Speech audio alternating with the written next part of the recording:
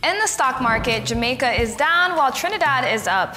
A visionary, Mr. Darius Avila, gives us an enlightening conversation on the cultural impact of Battle of the Drums. Owner of Bleu Bakery, Chef Einar Marin shares his expertise behind brining delectable treats to the heart of Belize City. And a powerhouse in the Belizean softball community, Miss Mertell Bailey gives us some insights on the sport. I'm Destiny Wagner, and this is Legacy Markets.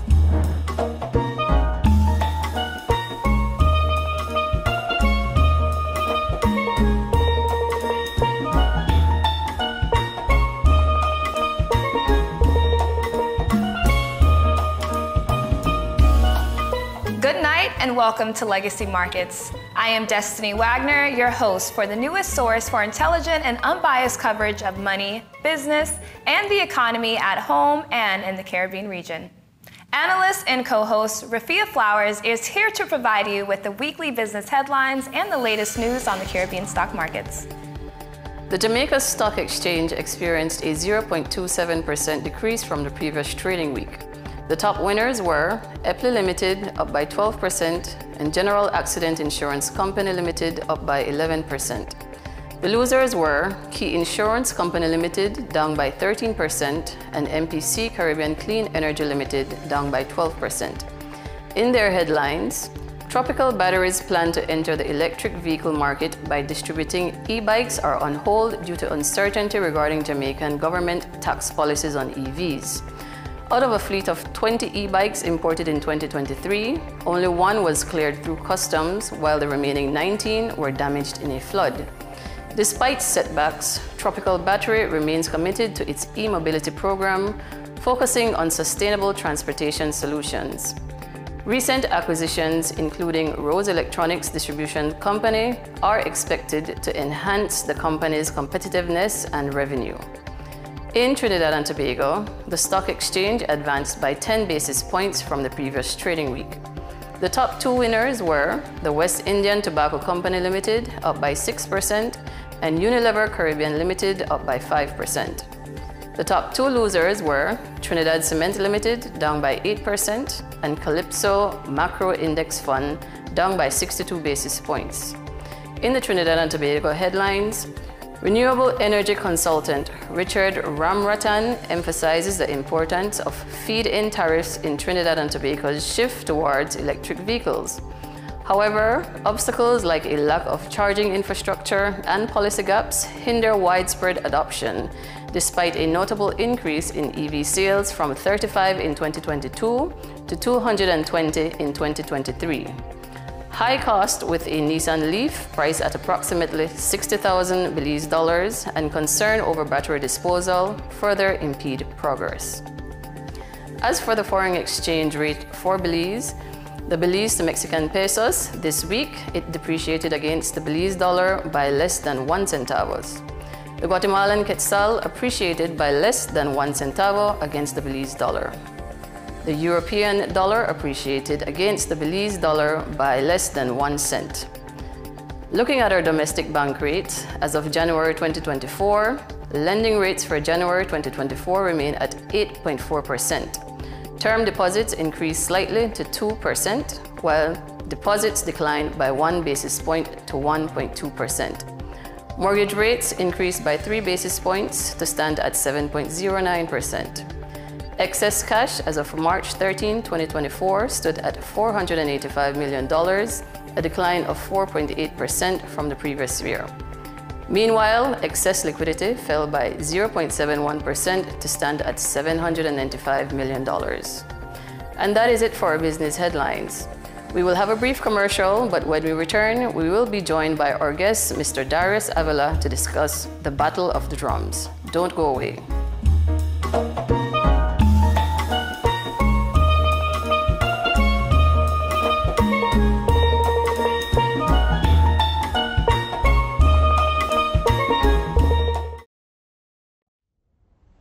Legacy Fund will change Belize from small-scale municipal improvement projects to national infrastructural advancement. Unsightly playgrounds, derelict buildings, unsafe bridges, poor housing choices will become a thing of the past. How will this happen, you ask? Well, with the right partners, of course, but not the ones you're thinking of. Legacy is not looking at traditional financial institutions. We will build this transformation with you, the everyday hard-working Belizean citizen, the hairdresser, the tour guide, the fruit vendor at the market. Using the market and innovative financial tools, Legacy brings you and Belize the financial solution to grow your wealth for you and your community. Contact us and find out how you can be a part of this exciting new Belize that we build. Call 822-1794 or email clientservices@legacyfundlimited.com. People, capital, innovation. Legacy Fund Limited.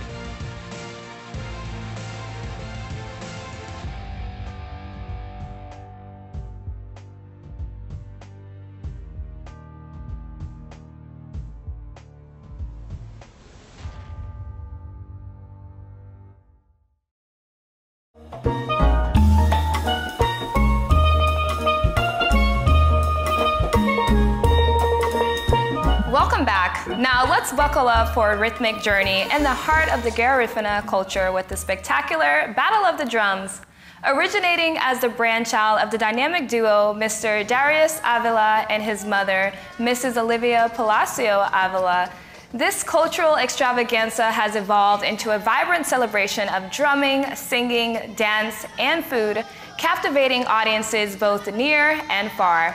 From its humble beginnings in 2006 to its international acclaim today, the Battle of the Drums competition and show has become a beacon of pride for the Punta Gorda community, nurturing culture while promoting tourism and unity. And now it is an honor to introduce a visionary leader behind this magnificent initiative, none other than Mr. Darius Avila himself. Welcome, Mr. Avila. Thank you for the introduction. So, Mr. Avila, can you share with us the inspiration and motivation behind the Battle of the Drums competition and how you envision this event contributing to the preservation and promotion of the Garifuna culture? So it started back in early 2000s when we, in my household, at the time, I was living in the same household as my mom. And one day we were having breakfast and we were both lamenting about the deterioration we were seeing in our Garifuna culture. It was no longer vibrant, particularly around the month of November. Growing up, I used to be very used to hearing drums from the 1st of November right up to the 19th day of November. And with that, a host of different activities, Garifuna-related activities. Well, that changed somewhere around the late 1900s. So my mom and I were lamenting somewhere around 2005. And she said, you know what, something needs to be done. We need to do something. Well, at the time, she was up in age. And so I knew that she was telling me that it was time for me to do something. And so I gathered a few of my friends, prominent of which were Mr. Luke Palacio, my late brother, Martin Paulino, and other community leaders.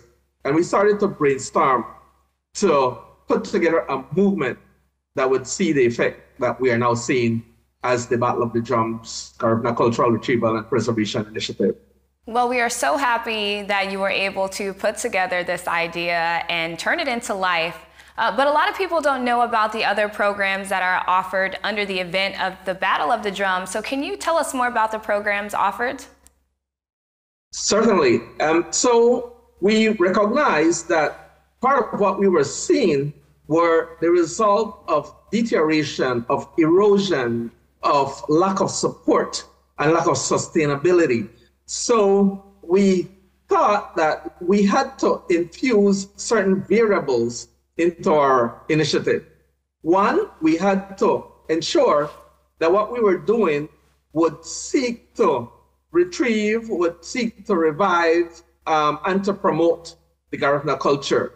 And two, we need to ensure that whatever we were doing had a level of sustainability built into it, so that it could, in a way, finance itself, so that we could then move ahead in deriving the desired outcomes.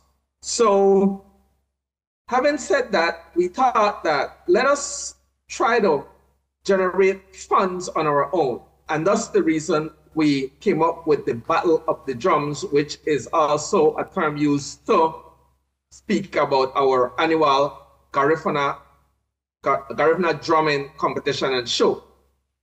And in having the show, our thinking was that we would bring large groups of people to Punta Gorda, where we could charge them a fee to be a part of this show, and then thus raise funds that we could then infuse into what we call our Garifuna Cultural Retrieval and Preservation Initiative. That initiative is undertaken under 3 main areas. So again, we also thought that we needed to be structured in our approach to the retrieval, to the revival, to the preservation, and the promotion of the culture. And so we do that under 3 main pillars, namely 1, the Garifuna Language Retrieval Program, 2, the Garifuna Drumming, Dance, and Singing Program, and 3, the Garifuna Community Support Program. So that, in a nutshell, is what the initiative is all about. It's amazing how this one idea has been able to rebrand throughout the course of years as well as grow. But can you tell us more about the financials? This is a business show, so we would love to hear more about the funding. Is this self-funded? Is this crowd-funded? And how are you able to make an impact and market these events and keep them relevant? Right. So we know that crowd follows crowd. We also know that success follows success. So we started initially by having the show that helped us to generate funding that we infuse in our cultural activities. But that in itself was insufficient. But because of the following that we started to attract to the show, then it was easy to start to attract sponsorship for the show. So we started to attract corporate sponsorship, as well as we have a wide following of locals who also assist us financially. So given our local support and the corporate support, then that gives us sufficient funding to be able to finance the show and some extras that we infuse into our Garifuna language program, our Garifuna drumming, dancing program, and also to help our Garifuna community in different initiatives that is held in the Punta Gorda town area, particularly. Yes. Now, speaking of Punta Gorda, I'm a Punta Gorda native myself, and many people are always hesitant to make the drive. Can you tell us more about the impact this event has had in Punta Gorda, and if there's been an increase in tourism during the Battle of the Drums competition? Absolutely. So this event and this initiative, I should say, has had significant impacts in varying ways. It has significantly and positively impacted our Garifuna culture. So now we are seeing, the revival of the culture, not only in Punta Gorda, but across Belize. And we are happy to be recognized as a catalyst to that revival. Outside of that, we are also seeing the enhancement of cultural tourism, because for the Battle of the Drums, for example, we have a large amount of people coming, not only from various communities across Belize, but also from the US. Particularly, we have some folks who we annually come from Canada, for example, as well, and as well from Europe. So we are seeing an impact on tourism. And not to mention the significant economic impact on our district. Our own survey of the economic impact shows that over the weekend that the Battle of the Drums competition and show is held, the economic impact is upwards of $300,000 that is spent in the Toledo district. When you look at the hotels, the restaurants, the small vendors, gas stations, and other activities that economic activities that benefit from the event over that weekend. Okay, well, thank you so much. Unfortunately, we are running out of time, but we do have one last question for you, and that is, what are your hopes for Battle of the Drums for the years to come? Well, we will continue with the Battle of the Drums. This year is our 19th year. Next year is our 20th year. That will be a huge celebration. So look out for what is on the table for next year.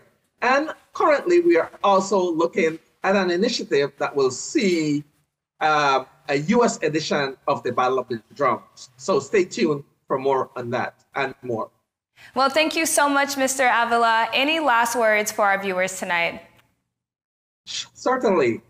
So we have our social media platforms, a Facebook platform, Battle of the Drums, as well as our YouTube page, and of course our website, Battle of the Drums. And of course, we have an innovative way where we have been generating funding, which is our online store. And on that online store platform, you can get a variety of Garifuna items. We are seeking at this time to enhance the operations of that store. So again, look forward to some enhancements and to support our initiative, the Battle of the Drums. Well, thank you so much for joining us tonight, Mr. Avila, and for sharing your insights and passion for the Battle of the Drums with us today. Your dedication to preserving and promoting Garifuna culture is truly inspiring, and we wish you continued success in all your future endeavors. Thank you. Much appreciated. And to our food enthusiasts and pastry aficionados alike, when we come back, we will be joined by the mastermind behind Bleu Bakery, Chef Einar Marin. So don't go away.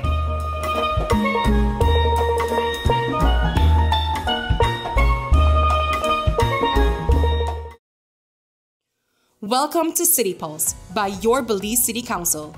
Join us on an exciting journey through the heart of Belize City, where we showcase the transformative initiatives shaping our resilient community.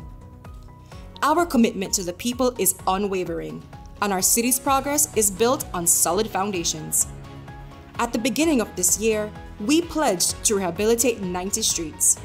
Proudly, we've completed 71 streets, or 36,431 linear feet, which accounts for an impressive 78% of our commitment. The Council has made significant progress.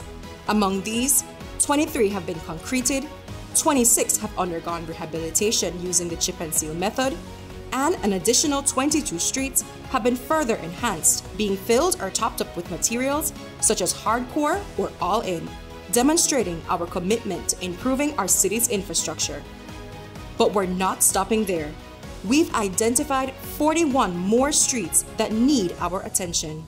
We are projected to meet 100% of our 90-street commitment 2 months ahead of schedule, accounting for an unprecedented 54,829 plus linear feet of road rehabilitation completed within the last 10 months. This transformation is fueled by a $6.9 million budget allocation, with 59% coming from municipal papers, 41% from the Council's operations, and support from our valued partners. Stay connected with City Pulse and witness the journey of a brighter, more connected Belize City. We're committed to your future. This People's United Party City Council is always about the people.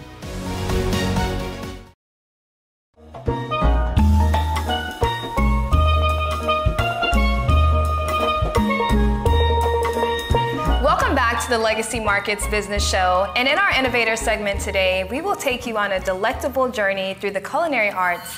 Amidst a lively city filled with several bakery shops, one newcomer has swooped in to claim its rightful place amongst the elite.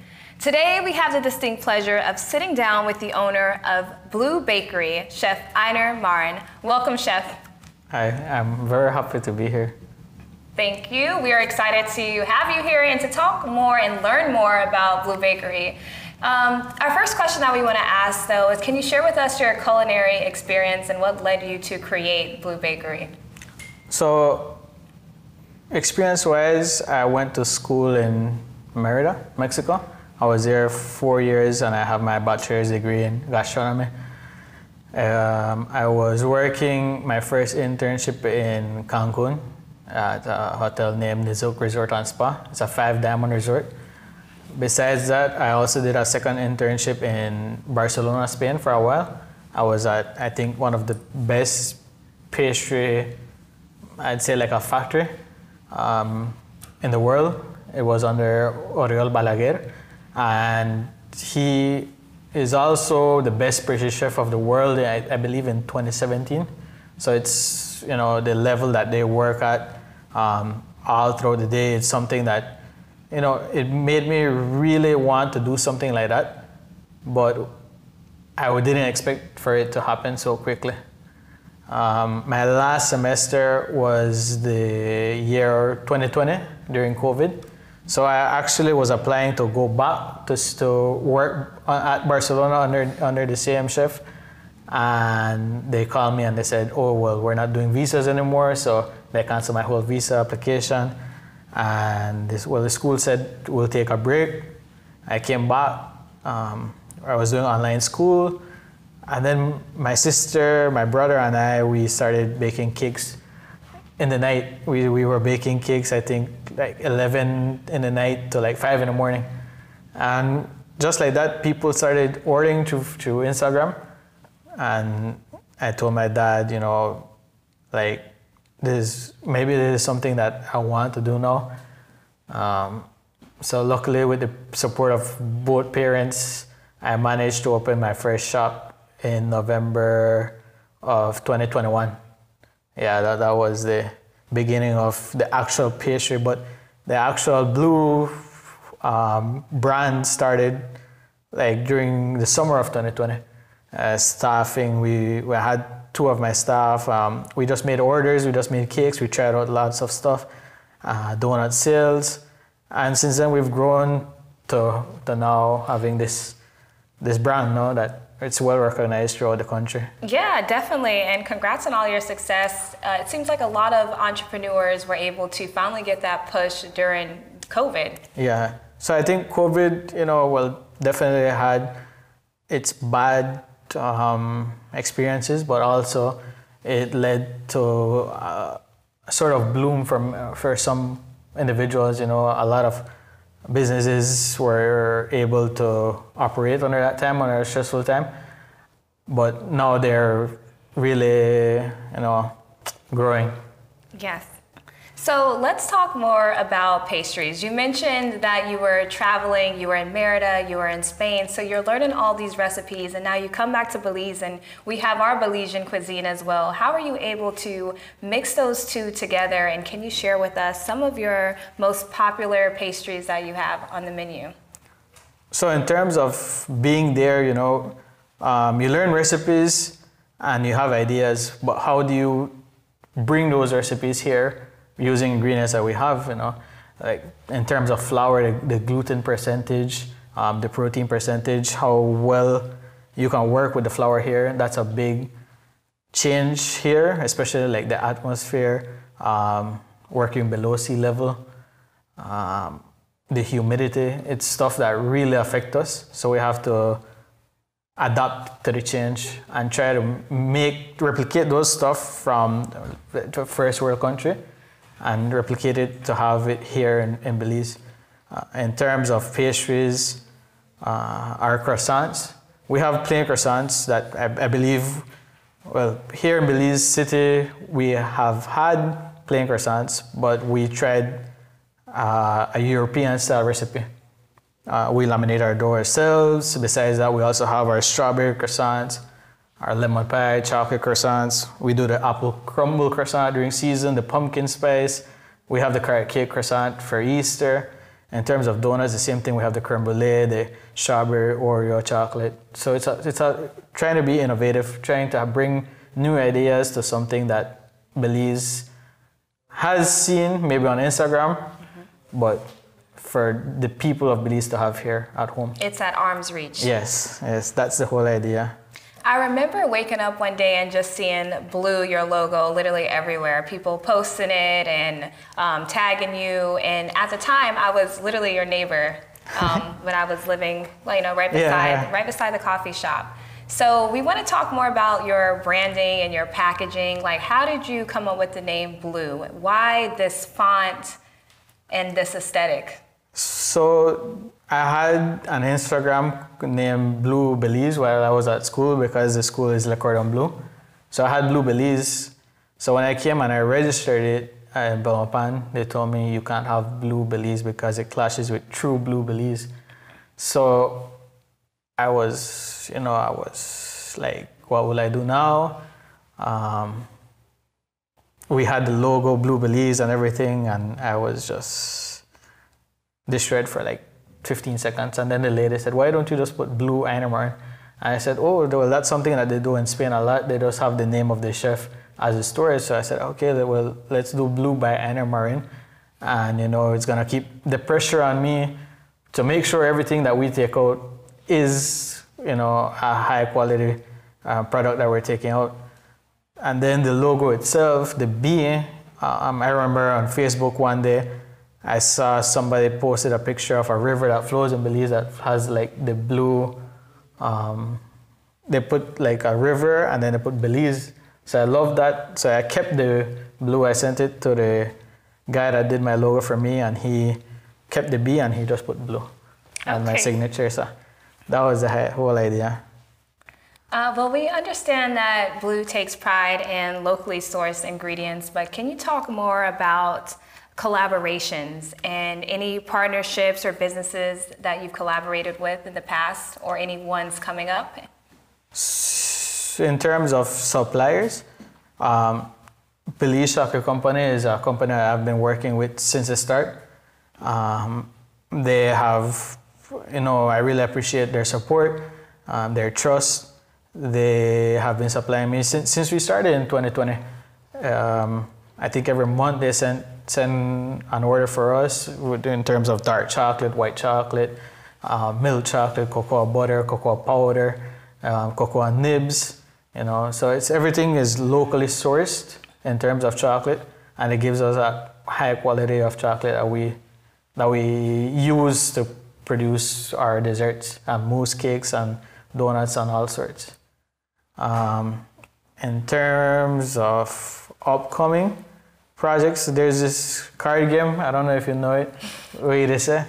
Yeah, so we're actually looking to do a project together, a collab, and try to promote, the card game, as well as, just have something that we can show that cakes don't have to be just white cake, It can be a mixture of components to produce something beautiful and taste beautiful as well. And as a business owner, I'm sure you know the importance of collaborating. Oh, definitely, and especially in Belize, it's so small. So the more collaboration you do, the more networking you have. It's better marketing.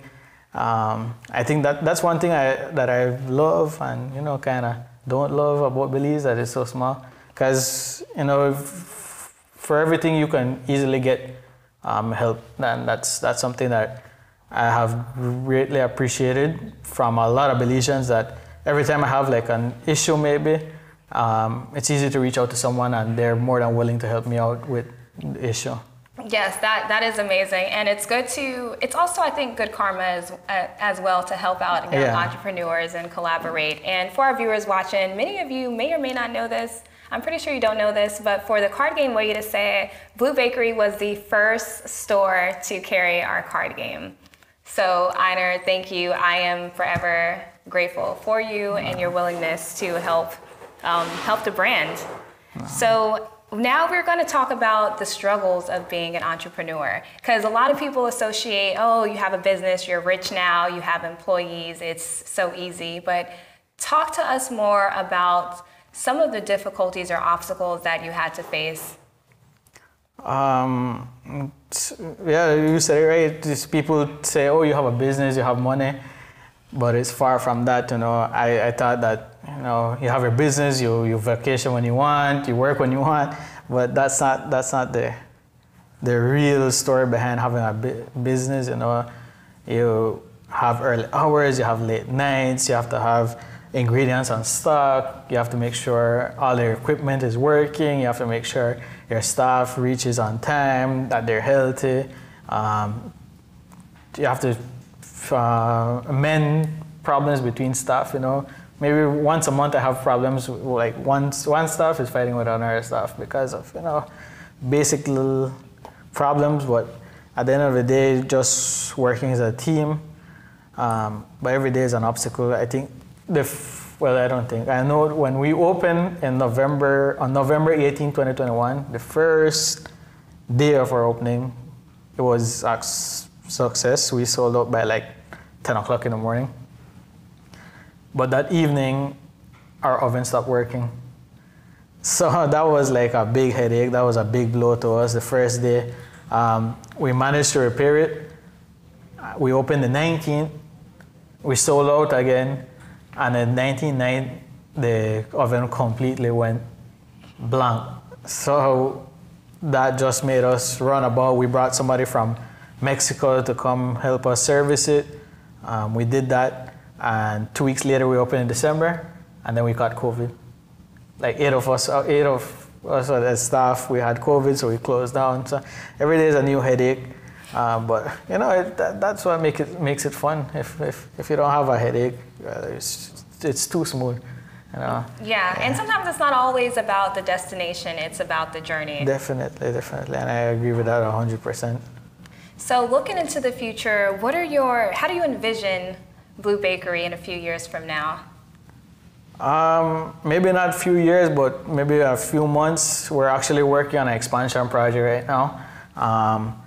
It's something that, you know, back to my mom and dad, that they always give me their support. My team, you know, my staff, they're like a family to me as well.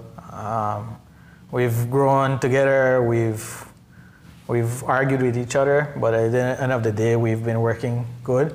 So now we're actually looking to open another branch within maybe the next 2 to 3 months here in Belize City.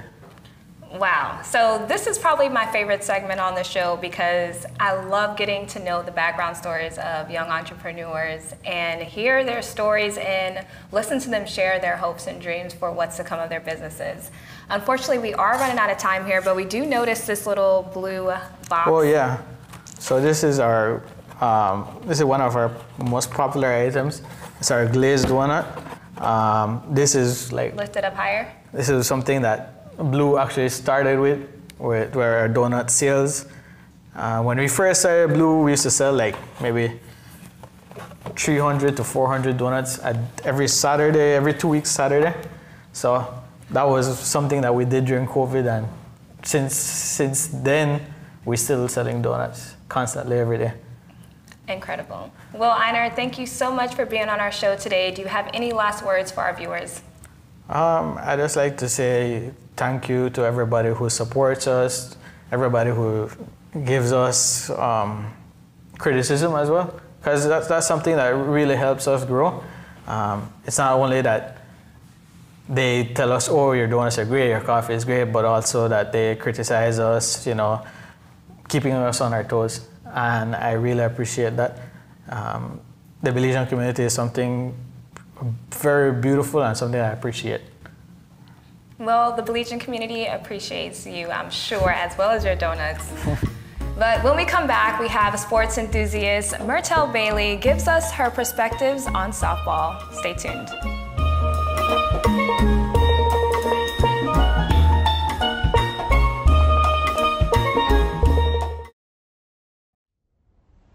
Legacy Fund will change Belize from small-scale municipal improvement projects to national infrastructural advancement. Unsightly playgrounds, derelict buildings, unsafe bridges, poor housing choices will become a thing of the past. How will this happen, you ask? Well, with the right partners, of course, but not the ones you're thinking of. Legacy is not looking at traditional financial institutions. We will build this transformation with you, the everyday hard-working Belizean citizen. The hairdresser, the tour guide, the fruit vendor at the market. Using the market and innovative financial tools, Legacy brings you and Belize the financial solution to grow your wealth for you and your community. Contact us and find out how you can be a part of this exciting new Belize that we build. Call 822-1794 or email clientservices@legacyfundlimited.com. People, capital, innovation. Legacy Fund Limited.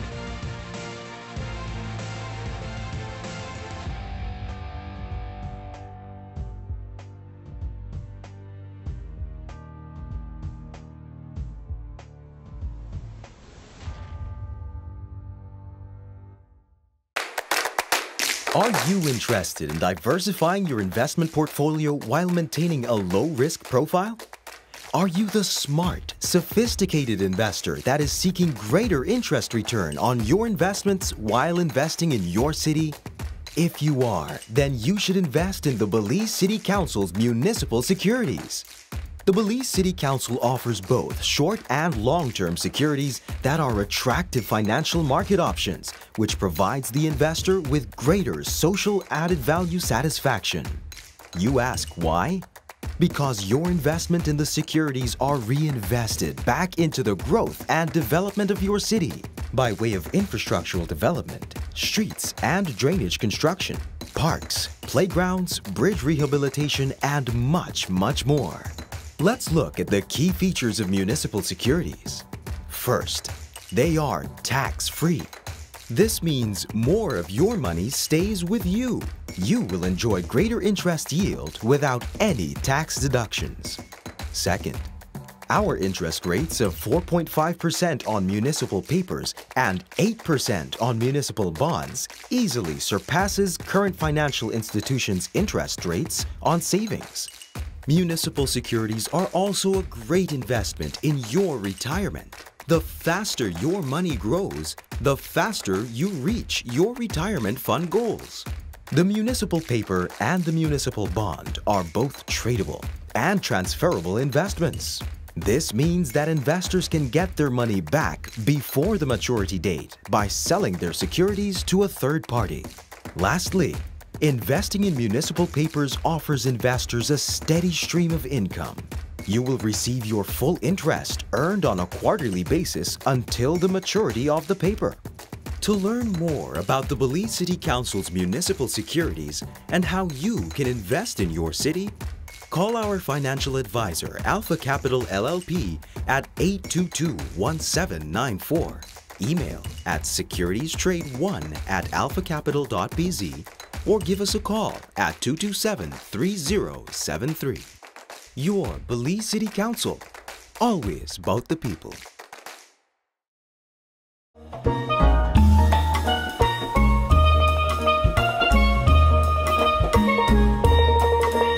Welcome back to this segment of the Business of Sports, where we explore the world of softball. Softball holds a special place in the hearts of many Belizeans as it fosters camaraderie, skill development, and a deep sense of community. Today we have the privilege of diving into the beloved sport with a true trailblazer in the Belizean softball scene, Ms. Mertell Bailey, who is a public relations officer for the Belize Softball Association and owner of the Lady Impact Softball Club. Welcome, Ms. Bailey, and thank you so much for being here with us today. Thank you for having me. All right. So, Ms. Bailey, your journey in the softball, it has undoubtedly been stamped with a lot of achievements and such. So can you tell us a bit about how your passion started and to where you are today as PR for this Softball Association and owner of the Lady Impact team? Well, this started from I was pretty young, in primary school. I started to play. It was just something that I saw the guys doing at school, so I said I wanted to do it too. So I always wanted to challenge myself. If they're playing basketball, I want to play basketball. But I play all sport, and then when I moved over to high school, then I fell in love with softball as the game was just developing my skills. The coach taught me everything that I needed to know. And the more that I learned about softball, the more I felt myself falling in love with it. And it became a passion for me to want to excel in softball. I love sports because it's very disciplined, and I am a very disciplined person, and I felt that it helped to mold me because in high school my parents had the motto that if you're not passing in school, you have to withdraw from sports. And sports kept me grounded because I used to lash out and stuff like that. So that kept me grounded and molded me back into the person who I am today. And I'm very passionate about softball. I really, really love it, and I love what it does for me. Okay, so you sound like a very disciplined individual. So as the founder of the Lady Impact Softball Club, your role has been very important in shaping a lot of the landscape in Belize. So what are some of the logistical aspects involved with organizing practices and coordinating the sports and such? Well, mainly right now, well, last year when I decided to leave the team that I was playing on, which was the Beacon Softball Club, they had recently won the Softball Nationals. So they became the national champs. For the first time after being established for more than 10 years, in that year, we lost a very pivotal person to us, my sister, Miss Jones, Lanisha Jones.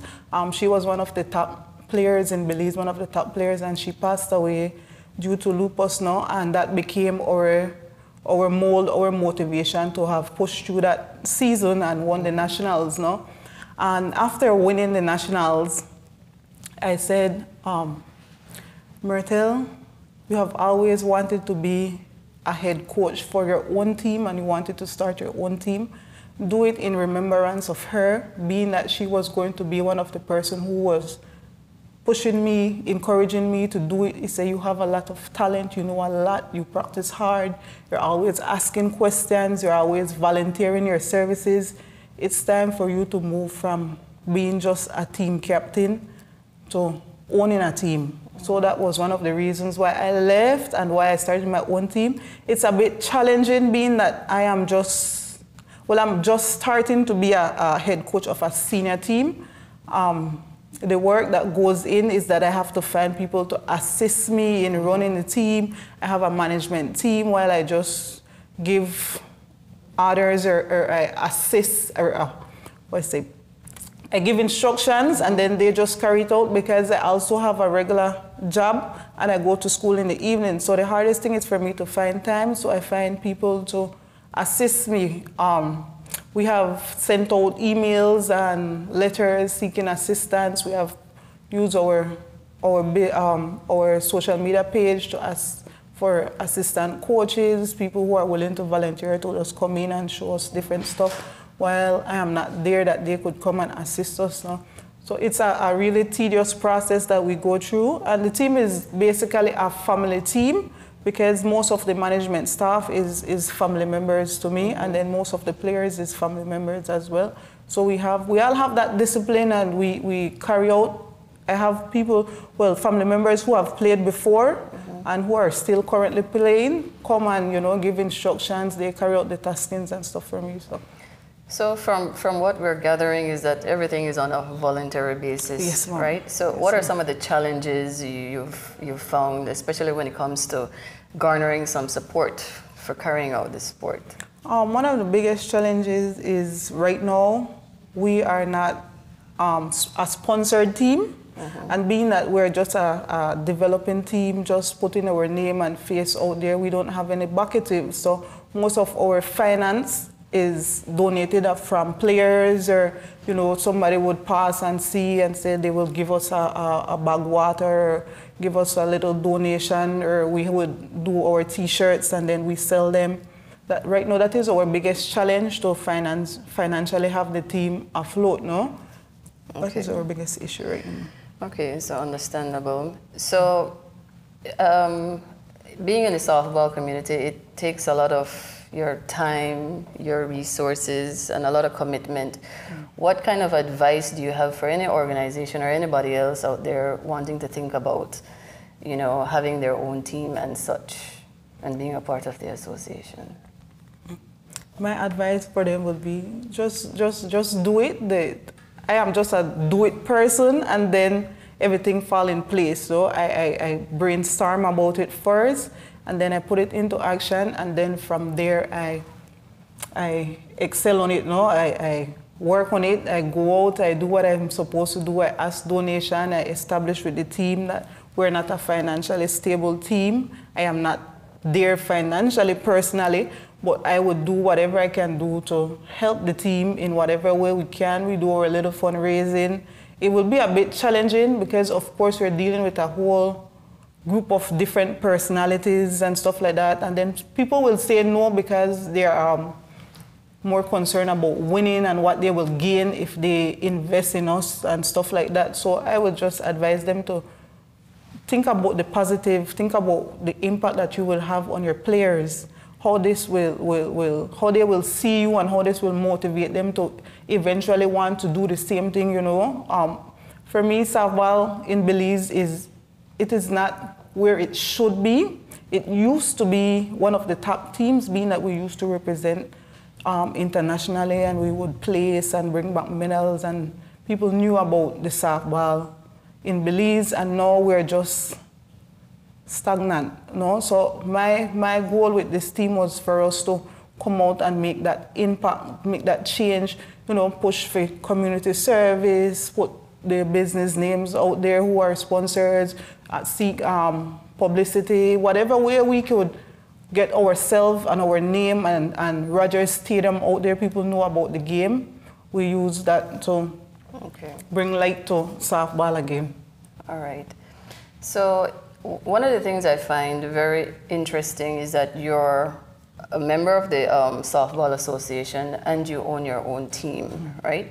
Are there any challenges when it comes to that aspect? Like, do we see any types of conflict of interest there? If you can share anything on that. Well, I was recently appointed this year to be a part of the association, but the challenge that the association faces is the same challenge that I am facing with my own team, which is the sponsorship and getting people on board, bringing people out to come and witness it with their own eyes, you know. In everything that you do, there is always a positive and a negative. And being that, of course, that you're a part of an association that is running a competition, people will think that there's a bias there, or they're doing stuff in favor for the team, no? Because I say that to say that the president of the association is also the owner of her own Wolfpack Softball Club. Okay. And then we also have our vice president, who is also a member of the Beacon Softball Club. And then we have members at large who represent different teams. So of course people will feel that we are being biased towards each one and we will favor each one. But like I explained to the association, when it's association duties, then it's association duties. And then when it's our own personal club teams duties, then we separate the two and do what we are supposed to do. Okay, great. Well, thank you for clearing the air there. So one last thing, what do you envision for the Softball Association and just softball as a sport in Belize? Where would you like to see us? Well, right now, I'll start with my own team. My vision for my team is to come and make a difference. I want us to be that team, like, we celebrate the little things instead of celebrating the big things. We are not here to say we'll come and beat every team or win every game. We want that unity and that bond that if I'm going through something, I could come and tell my softball sister that, okay, I'm going through something and I need to talk to you, you know. I want us to be that support system for each other.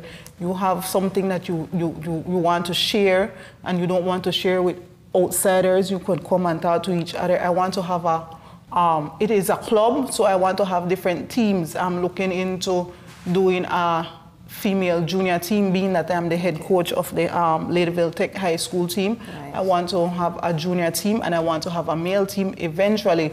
But right now my goal is for the senior team and to have a junior team. And then when it comes to the association, I want for us to execute what we have on our calendars. We get that participation from other team members, other clubs that is a part or fall under the branch of the association. No, I want us to get softball up and going. And the only way for us to do that is for teams to participate and do the same like I am doing. We volunteer our services. We give back to the businesses that are sponsoring or investing in us to get their names out there as well, and to work together that if there's an event or there's something, we could go out there in our t-shirts or say that we're representing such a club or we're representing this entity, that is my dream for us to get the businesses and fans and the teams to all be on the same page instead of just being I am a club team, you're a club team, and then when it's softball season, then we do softball stuff. I want us to be a January to December kind of softball association, not just in between or sometimes, on Sundays when you're free, you come and play ball. We want to have a full yearly calendar of events, no? That's discipline, right? And yes. You certainly mentioned being disciplined earlier in our conversation. But thank you for sharing your vision with us. And, it sounds truly inspiring, and your passion and your dedication to the softball sport is awesome. So thank you for sharing, everything you have had today. It was a wonderful discussion, and we want to wish you and Lady Impact and the Softball Association all the best of luck. Thank you. I thank you for this opportunity. Yes.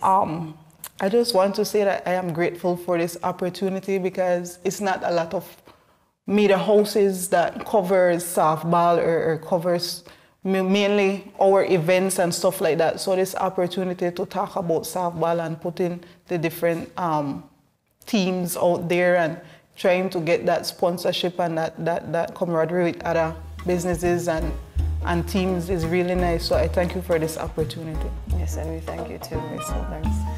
And to our viewers, we will be right back.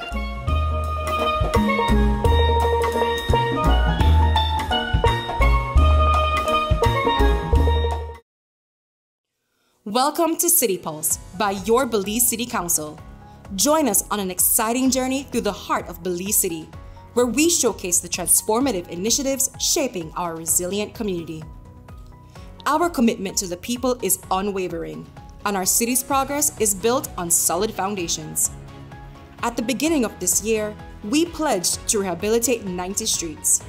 Proudly, we've completed 71 streets, or 36,431 linear feet, which accounts for an impressive 78% of our commitment. The Council has made significant progress. Among these, 23 have been concreted, 26 have undergone rehabilitation using the chip and seal method, and an additional 22 streets have been further enhanced, being filled or topped up with materials such as hardcore or all-in, demonstrating our commitment to improving our city's infrastructure. But we're not stopping there. We've identified 41 more streets that need our attention. We are projected to meet 100% of our 90-street commitment 2 months ahead of schedule, accounting for an unprecedented 54,829 plus linear feet of road rehabilitation completed within the last 10 months. This transformation is fueled by a $6.9 million budget allocation, with 59% coming from municipal papers, 41% from the Council's operations, and support from our valued partners. Stay connected with City Pulse and witness the journey of a brighter, more connected Belize City. We're committed to your future. This People's United Party City Council is always about the people.